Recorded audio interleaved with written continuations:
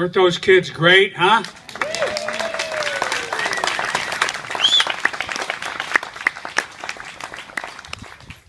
The younger generation taking our place. At this time,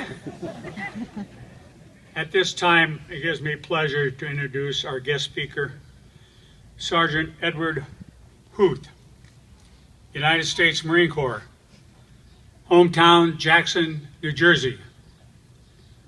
Joined the Marine Corps in 2008, completed recruit training at a real boot camp, as they say to us guys from MCRD San Diego, at Parris Island, South Carolina. Was assigned to 3rd Battalion, 9th Marines, deployed to Iraq in 2009 as a machine gun team leader. Upon returning, he was then assigned to 2nd Battalion, 6th Marines, went to Afghanistan in 2010 as a machine gun leader. Then he came out here to Camp Pendleton. He was with 3rd Battalion, 7th, well, actually, that's at 29 Palms. And then he deployed again to Afghanistan in 2011. His personal awards are the Bronze Star with Combat V, the Purple Heart with a Gold Star in lieu of a second award, Combat Action Ribbon, Naval Unit Citation, and a Good Conduct Medal, and a bunch of campaign medals. Sergeant Huth.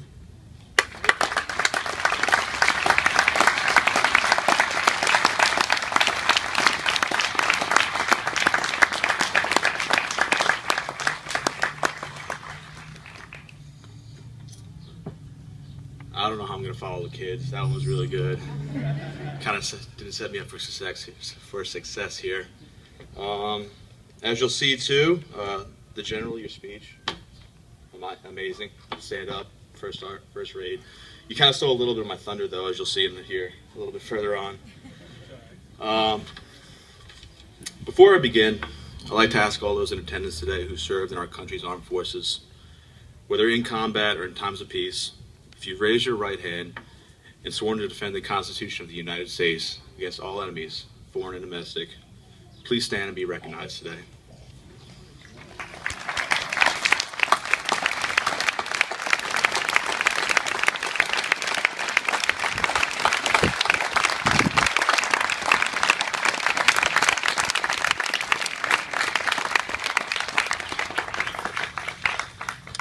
Also, before I begin, I'd like to personally recognize someone, a friend of mine, who I'm not sure if he gets much recognition here.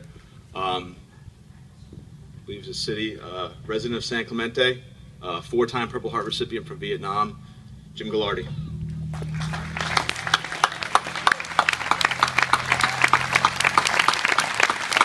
Don't be shy, Jim.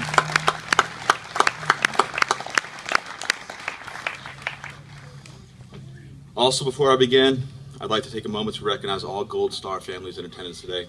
If you would, please stand and receive a small gesture of gratitude for the immeasurable sacrifices that you've made for all of us here today.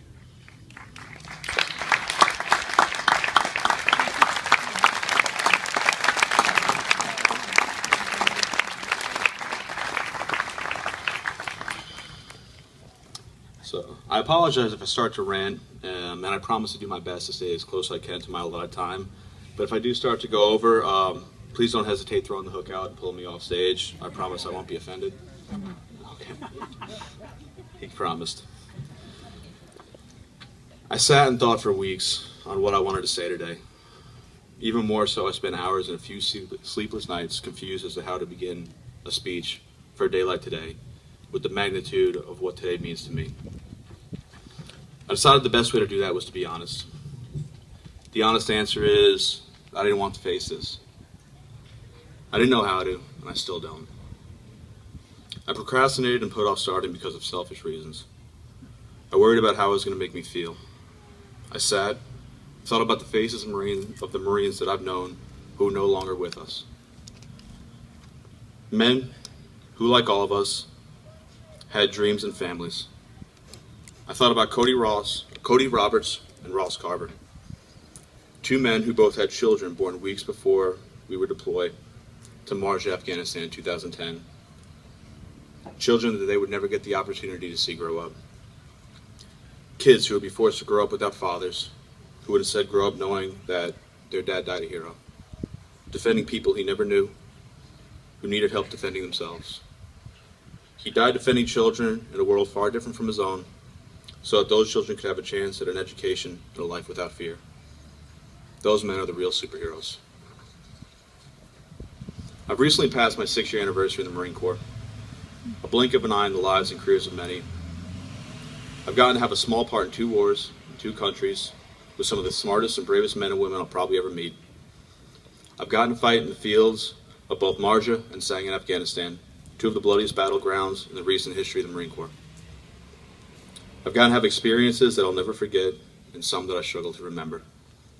What I remember most, though, are the people that I've gotten to serve with. I served with 3rd Platoon, Echo Company, 2nd Battalion, 6th Marines in Marja, Afghanistan during the summer of 2010. What I'll never forget is the adversity that we faced that summer and the way that we came together to fight through it. That summer, 2-6 lost 17 Marines. 6 of those 17 came from Echo Company, 5 of them from 3rd Platoon, including our platoon commander, James Zimmerman, our leader.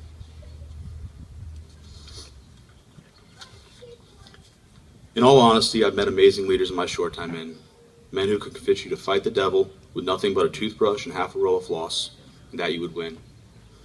No one compared to Z, though. He had an ability to relate to his men that you couldn't teach, and it's hard to describe without witnessing it.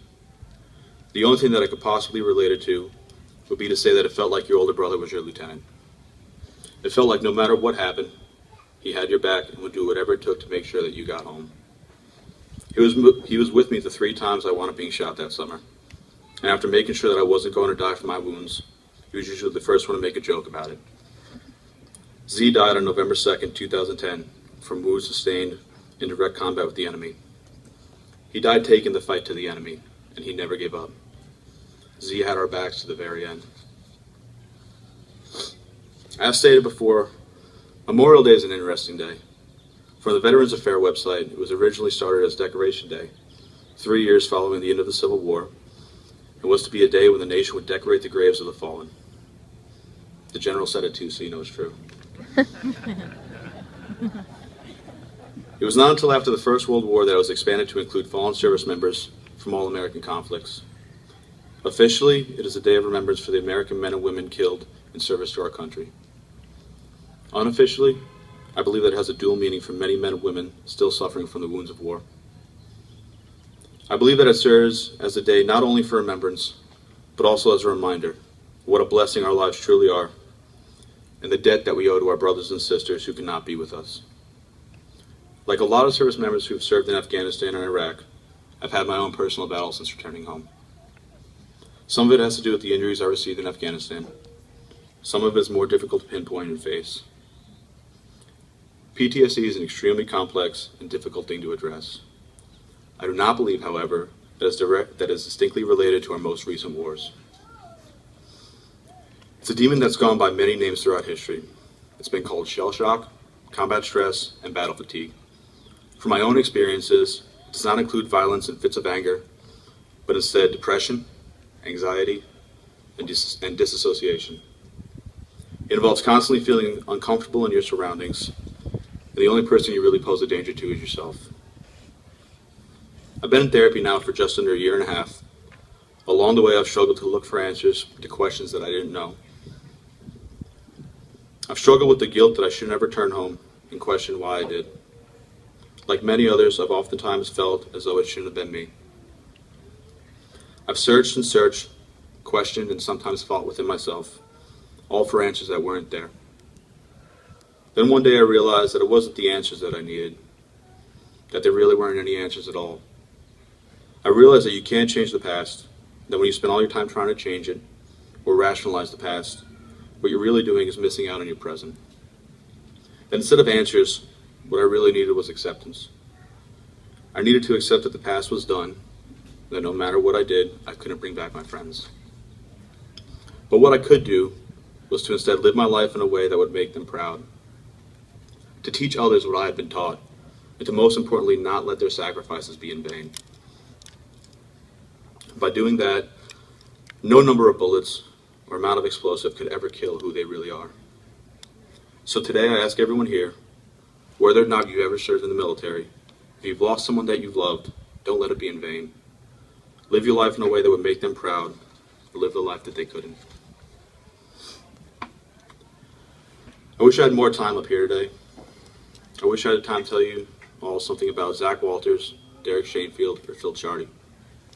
I wish I could tell you more about Cody Roberts, Ross Carver, or James Zimmerman. I wish I could tell you about how the happiest moment in Zachariah's life might have been when he finally got to fire the javelin missile that he hadn't let out of his sight for about 2 weeks, including sleeping with it, because he was afraid that he wouldn't be able to finally shoot it. I wish I could tell you about Chachi Corral and how he was the best machine gunner I'd ever seen.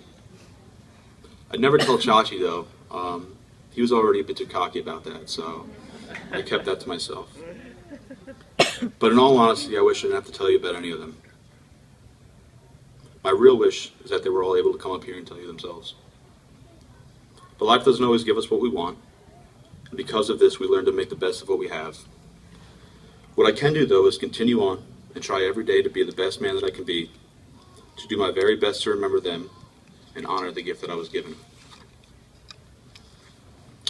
The Marine Corps has this thing. I don't know if it's something that's Marine Corps wide or more specifically related to the infantry, but we do this thing where the infantry has no problems going months and months without showers, but we'll do anything in the world to not have to touch a computer or avoid any paperwork. What it is we like to do is finish with quotes. I don't know why that is or where it came from, but it works pretty well, so I figure I should just keep the tradition alive.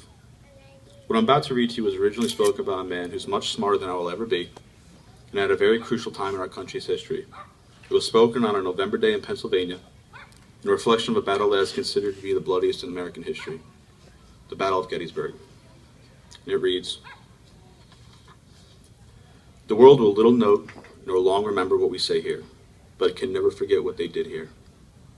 It is for us the living, rather, to be dedicated here to the unfinished work, which they who fought here have thus far so nobly advanced. It is rather for us to be here dedicated to the great task remaining before us, that from these honored dead we take increased devotion to that cause for which they gave the last full measure of devotion. That we here highly resolve that these dead shall not have died in vain. That this nation, under God, shall have a new birth of freedom, and that government of the people, by the people, for the people, shall not perish from this earth. Thank you, and God bless America."